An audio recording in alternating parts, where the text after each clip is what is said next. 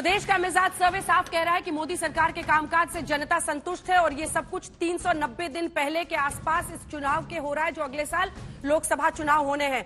लेकिन सुधांशु त्रिवेदी जी, पीठ आप अपनी खूब थपथपाएंगे कि 67% जनता आपके साथ है, लेकिन महंगाई, बेरोजगारी, महंगाई पर आप देखिए जितनी लोग आपकी सफलता नहीं मानते हैं कोविड-19 से निपटना, उससे ज्यादा 25% लोग कह रहे हैं महंगाई ने मार डाला। सुधांशु, देखिए, जो लोग अच्छा कह रहे हैं उसमें 78% है, यानी 67% कह रहे हैं बहुत अच्छा, 11% कह रहे हैं अच्छा। तो मतलब मोटा मोटा 80-20 का डिवीजन है, जो लोग उसको अच्छा मान रहे हैं या जो लोग नहीं अच्छा मान रहे हैं। परंतु जहां तक महंगाई की बात है, पहली बात कोविड की बात जो है इसलिए महत्वपूर्ण है कि हम दुनिया में दूसरे सबसे बड़े देश थे। चाइना के साथ क्या स्थिति है आप सोचिए। जो लोग कहते थे कि कोविड वैक्सीनेशन होगा नहीं, आज लगभग भारत की पूरी एडल्ट जनता को डबल वैक्सीनेशन कंप्लीट हो गया और स्थितियां नियंत्रण में हैं। ये मोदी जी की दूरदृष्टि और दृढ़ता और कुशल प्रबंधन की वजह से हुआ। हाँ, महंगाई की जहां तक बात है, बिल्कुल हम इस विषय को मानते हैं। समस्या क्या है कि इस समय पूरा विश्व एक घनघोर महंगाई के दौर में चल रहा है। और मैं आपसे ही, आप ही के चैनल की बात करूं, मैं तो रोज देखता हूं सुबह 7:45 बजे भी, आपका शो खत्म होने के बाद 7:15 बजे भी दुनिया आज तक में। देखिए क्या हाहाकार दुनिया में मचा हुआ है इस समय। 63 देशों में महंगाई की दर 10% से ऊपर है। हाँ, वहां पे जनता हमको उत्तरदायी माने 25%, वो स्वाभाविक है, क्योंकि वो एक ऐसी चीज है जिसमें जनता के हर वर्ग को यह जानकारी नहीं होती कि दुनिया में क्या हो रहा है। मैं श्रीलंका पाकिस्तान की बात नहीं कर रहा हूं, वहां जो बर्बादी हो रही। अमेरिका में, ब्रिटेन में सरकारों का उलटफेर क्यों हुआ? अर्थव्यवस्था और महंगाई की समस्या की वजह से। इटली में, फ्रांस में जब ये दलील देते हैं तब मैं पूछती हूँ उनकी पर कैपिटा इनकम क्या है, हमारे देश में पर कैपिटा इनकम क्या है, लेकिन आप वही बार बार हमें समझाते हैं कि अमेरिका में ये हो रहा है और बेहतर है। सुनिए, वहां पे कितने का है $1? अब आप बताएंगे सबसे ज्यादा पर कैपिटा इनकम कहाँ है? नहीं, सिंगापुर नहीं, पर कैपिटा की बात मैं कह रहा हूँ। चलिए, आपका अमेरिका की बात कही। एक बॉटल पानी कितने का मिलता है? $1.5 का, मतलब 120 रुपए का। 10% का मतलब हो गया 12 रुपए गायब, 12 रुपए चढ़ गया। यहां तो 12 रुपए के अंदर पूरी बोतल मिल जाती है।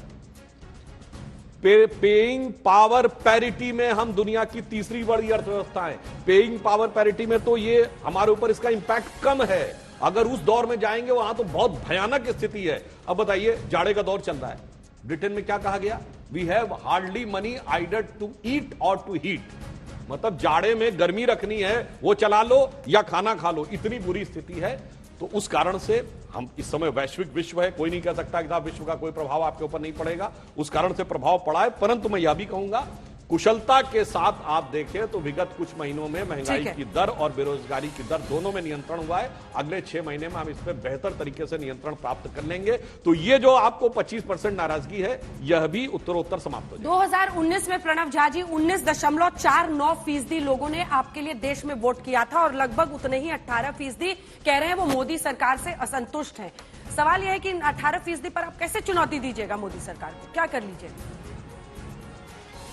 मैं इंतज़ार कर रहा हूं सैंपल साइज देखने का और किन क्षेत्रों से ये लोग हैं, क्योंकि जहां तक हम अपने आजू बाजू देखें, हम देश की राजधानी में हैं बैठे, घर से निकलते हैं, बाजार जाते हैं, तो बाजार में दुकानदारों की संख्या ज़्यादा होती है ग्राहकों से। ग्राहक होता है तो सामान को ललचाई नज़र से देख रहा होता, खरीदने के लिए पैसे नहीं होते उसके पास।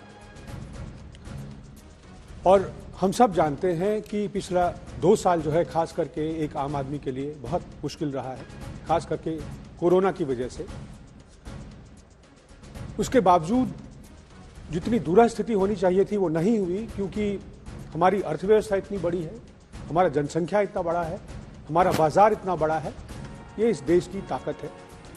परचेजिंग पावर पैरिटी की बात कर रहे थे, वो पिछले 8 साल में नहीं, उसके पहले ही हो चुका था।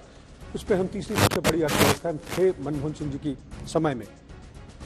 जहां तक बात है कि क्या चुनौतियों को लेकर के, क्या जो लोग जो असंतुष्ट हैं कि कौन सा इस देश में घर है जो कि महंगाई से अछूता है, कौन सा ऐसा घर है इस देश में जो कि बेरोजगारी से अछूता है, अपने इर्द गिर्द देखें।